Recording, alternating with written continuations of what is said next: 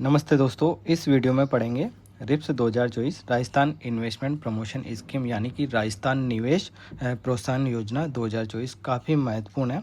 इससे पहले मैंने वीडियो बनाया था एमएसएमई और उससे संबंधित सारी योजनाओं का, तो एमएसएमई का पूरा टॉपिक मैंने कवर किया था। देखिए एमएसएमई बहुत फेवरेट टॉपिक है आरपीएससी का, वहाँ से प्रश्न आते हैं। अभी हाल ही में जो पेपर हुए हैं उनमें से भी वहाँ से प्रश्न आया है, आप वीडियो जाके देखना। अब इस वीडियो में मैं आपको सिर्फ रिप्स योजना पढ़ाने वाला हूँ। इससे संबंधित प्रावधान इकोनॉमिक सर्वे में दिए हुए हैं और बाकी और भी जो प्रावधान है वो सारे मैंने यहाँ पे आपके लिए कंपाइल किए हैं। तो आप इस वीडियो को पूरा देखिए, आपको रिप्स एकदम बहुत ही सरल शब्दों में समझ में आ जाएगा और आपके एक भी प्रश्न यहाँ से अगर आता है तो गलत नहीं होगा। तो आप वीडियो पूरा देखना। देखिए शुरुआत करते हैं। तो राजस्थान सरकार ने Rajasthan investment promotion scheme RIPS 2024 को enabling green global and capable Rajasthan theme के साथ लॉन्च किया है। तो इसका थीम आपको याद रखना है। थीम क्या है? Enabling green global and capable Rajasthan. और इसका उद्देश्य क्या है? इसका उद्देश्य है ईज ऑफ डूइंग बिजनेस को सुधारना और लागत कम करना और बड़े पैमाने पर निवेश और रोजगार सृजन करना। ये इसका मुख्य उद्देश्य है। सतत और आर्थिक विकास को बढ़ावा देना, रोजगार सृजन करना, ईज ऑफ डूइंग बिजनेस को बढ़ाना और नवाचार, वैश्वीकरण और पर्यावरण अनुकूल विस्तार करना, ग्रीन ग्रोथ, एक्सपोर्ट प्रमोशन और कैपेबिलिटी डेवलपमेंट को बढ़ाना। ये इसका मेन उद्देश्य है। साथ में राजस्थान की जो इकोनॉमी है उसको 350 बिलियन डॉलर पर पहुंचाना। तो आपको इसका उद्देश्य भी ध्यान रखना। सीधा सीधा यहाँ से पूछ सकते हैं कि रिप्स 2024 का प्रमुख उद्देश्य क्या है। तो ये तीन शब्द आपको ध्यान रखना: green growth, export promotion, capability development. साथ में राजस्थान की इकोनॉमी को हमारा उद्देश्य क्या है? 350 बिलियन इकोनॉमी पर पहुंचाना है, बिलियन डॉलर की इकोनॉमी बनाना है। और आपको बताना है ईज ऑफ डूइंग बिजनेस कौन जारी करता है, आप कमेंट जरूर कीजिएगा। उसके बाद इसका कार्यक्षेत्र देखते हैं। इसका कार्यक्षेत्र है यानी कि 8 अक्टूबर 2024 को ये योजना लॉन्च हुई थी। 31 मार्च 2029 तक ये जारी रहेगी। केवल राजस्थान में उत्पन्न निवेश और रोजगार के लिए ये योजना है। ये बहुत इम्पोर्टेंट बात है। राजस्थान से संबंधित ही निवेश होना चाहिए, राजस्थान में ही रोजगार उत्पन्न करना है आपको। साथ में जो फार्मर प्रोड्यूसर ऑर्गेनाइजेशन होते हैं या फार्मर प्रोड्यूसर कंपनी होते हैं वो भी इस योजना के पात्र हैं, लेकिन इसके लिए न्यूनतम सदस्य सीमा है 50 किसान सदस्य होने चाहिए आपके लिए। तो ये इसका कार्यक्षेत्र है। सीधा प्रश्न आ सकता है तीनों पॉइंट पे, तो आपको ध्यान रखना है। देखिए इकोनॉमिक सर्विस है और जो सूजस मैगजीन होते हैं वहाँ से सीधे सीधे सेंटेंस उठा के प्रश्न बनते हैं आरपीएससी के एग्जाम में। तो बहुत महत्वपूर्ण होती है ये लाइन। ऐसे कैसे प्रश्न बन जाते हैं, तो आपको ऐसे किसी इनको याद रखना है।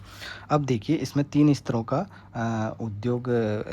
पर उद्योगों को डिवाइड किया गया है कि क्या ये एक और मोस्ट इम्पोर्टेंट बात है, क्या ये ना सिर्फ एमएसएमई के लिए नहीं, ये एमएसएमई के लिए नहीं है, सभी तरह के उद्योगों के लिए। और सभी तरह के उद्योगों के लिए किस तरह से है? तो उद्योगों को तीन स्तरों पर इसका प्रोत्साहन दिया जाता है: टीयर 1, टीयर 2 और टीयर 3। टीयर 1 में कौन से उद्योग आते हैं, किस तरह का प्रोत्साहन है, टीयर 2 में कौन से उद्योग आते हैं, किस तरह का प्रोत्साहन है, और टीयर 3 में कौन से उद्योग आते हैं, किस तरह का प्रोत्साहन है। तो ये आपको ध्यान रखना है, टीयर 1, 2 एंड 3।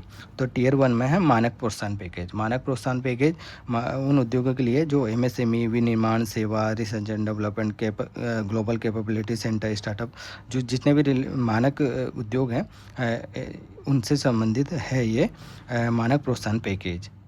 तो आपको ध्यान रखना मानव प्रोत्साहन पैकेज में कौन कौन से उद्योग आते हैं। टीयर 2 में है एड ऑन इंसेंटिव, अतिरिक्त प्रोत्साहन पैकेज। तो ये उन उद्योगों के लिए प्राथमिकता क्षेत्र से संबंधित है जो ग्रीन ग्रोथ से संबंधित है, एक्सपोर्ट प्रमोशन से संबंधित है, कैपेबिलिटी डेवलपमेंट से संबंधित है। उन उद्योगों के लिए जो प्रोत्साहन मिलता है वो एड ऑन इंसेंटिव है। और टीयर 3 से में आते हैं बड़े निवेश प्रोजेक्ट, इसको बोला जाता है अनुकूलित प्रोत्साहन पैकेज। ये बड़े निवेशकों के लिए है। इसमें निर्धारित की हुई है तीन तरह की कैटेगरी बना रखी है: सिल्वर, गोल्ड और प्लेटिनम। सिल्वर है 500 से 1000 करोड़ के भीतर वाले पैकेज, और गोल्ड के अंदर है 1000 से 2000 करोड़ वाले पैकेज, और प्लेटिनम के अंदर है 3000 करोड़ से ज़्यादा वाले पैकेज। तो ज़्यादा करोड़ वाले निवेश वालों को ये अनुकूलित प्रोत्साहन पैकेज दिया जाता है। तो इस तरह से ये तीन स्तरों पर इसमें प्रोत्साहन मिलते हैं, ये आपको ध्यान रखना है। उसके बाद इसका मेन इसके प्रावधान है रिप्स 2024 के, वो हैं इसका एसेट क्रिएशन इंसेंटिव।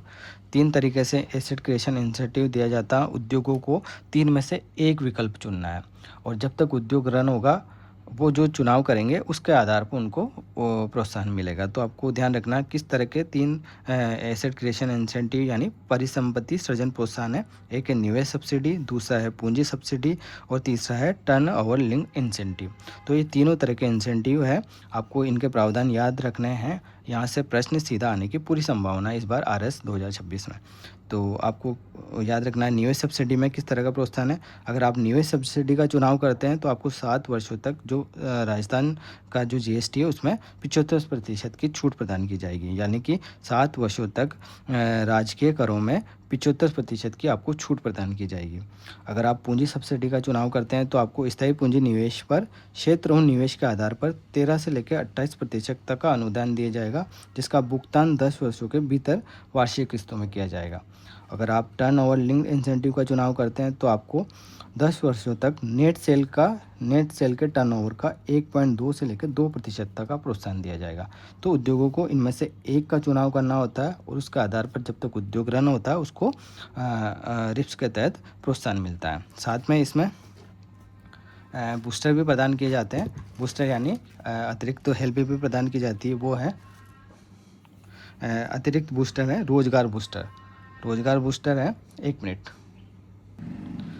तो इसमें अतिरिक्त बूस्टर प्रदान किए जाते हैं, वो कौन कौन से आपको याद रखना है। देखिए, रोजगार बूस्टर है, अगर तय सीमा के अतिरिक्त आप रोजगार उपलब्ध कराते हैं, आपका उद्योग तय सीमा से अतिरिक्त रोजगार देता है राजस्थान में, तो आपको 10 से 15% का रोजगार बूस्टर प्रदान किया जाएगा। थर्स्ट बूस्टर का मतलब होता है कि अगर आप जो प्राथमिकता क्षेत्र निर्धारित किए हैं सरकार ने, उन क्षेत्रों में रोजगार उपलब्ध कराते हैं तो आपको 10% का थर्स्ट बूस्टर प्रदान किया जाएगा, यानी कि प्रोत्साहन दिया जाएगा।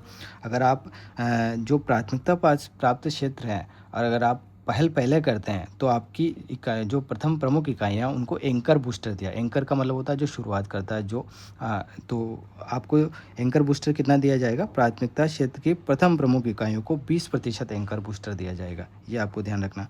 ब्याज अनुदान दिया जाएगा संयंत्र और मशीनरी के लोन पर 5 वर्षों तक 5% आपको ब्याज अनुदान दिया जाएगा। तो क्या याद रखना, अतिरिक्त बूस्टर में कौन कौन से है। रोजगार बूस्टर है 10 से 15%, थर्स्ट बूस्टर है 10%, एंकर बूस्टर है 20% और ब्याज अनुदान है मशीनरी और संयंत्र की स्थापना पर अगर लोन लेते हैं तो 5 वर्षों तक 5%।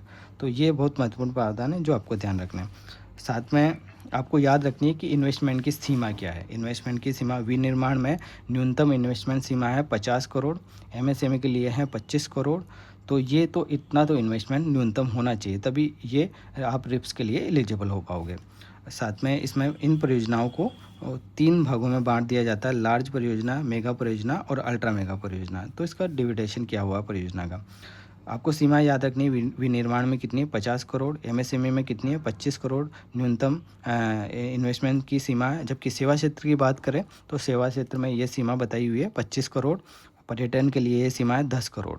उसके बाद इन क्षेत्रों में इन तीनों तरह की ये जो एसेट क्रिएशन इंसेंटिव वो दिए जाते हैं। सेवा क्षेत्र में अलग से मेंशन कर रखा है तो मैं बता देता हूँ। पूंजी सब्सिडी है 10 से 20%, टर्न ओवर लिंक इंसेंटिव है 1 से लेकर 1 से 4% और निवेश पर एसजीएसटी में 75% छूट। इस सेवा में अलग से मेंशन किया तो आपको ध्यान रखना है। अगर सेवा क्षेत्र में आप कार्यालय लीज पर लेते हैं तो 5 वर्षों तक आपको अतिरिक्त 25% सब्सिडी प्रदान की जाएगी।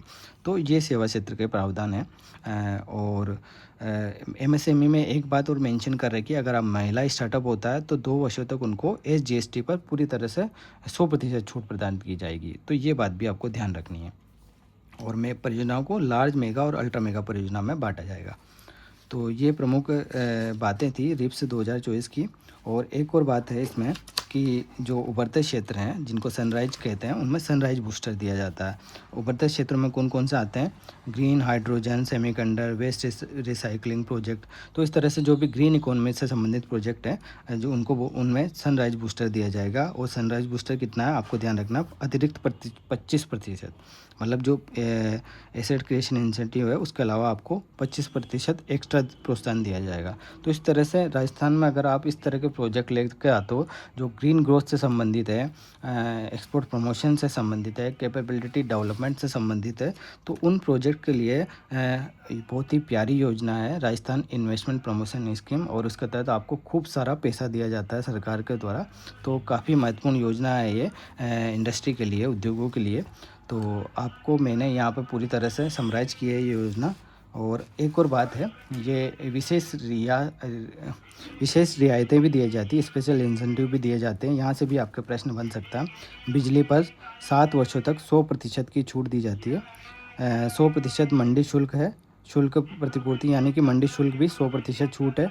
स्टाम्प ड्यूटी 75% की छूट है। और रिको के तहत अगर आप ज़मीन खरीदते हैं तो 10 वर्षों में आपको लौटाना है, यानी कि भुगतान का बिल्कुल लचीला मॉडल अपनाया गया है। तो ये स्पेशल जो इंसेंटिव है ये भी आपको ध्यान रखना है। बिजली पर 7 वर्षों तक 100% छूट प्रदान की जाती है। ये प्रश्न आया हुआ है आरपीसी में पहले, तो आपको इस तरह से मैंने ये पूरी योजना समराइज़ किया है। अगर आपको वीडियो पसंद आया तो आप इसको लाइक कीजिए। सूजस की जो फरवरी वाली मैगज़ीन है उसमें इस योजना के बारे में आया था, और सब्जी वाला आ गया तो आपको आवाज़ आ रही होगी। चलो वीडियो का एंड करते हैं। आप चैनल को सब्सक्राइब कीजिएगा और शेयर कीजिएगा। और आगे मैं इस तरह से ही, मैंने जब एमएसएमई का वीडियो बनाया था तो उसमें बहुत सारी योजनाएं बताई थी, धीरे धीरे वो सारी योजनाएं डिस्कस करेंगे कम समय में और आसान भाषा में।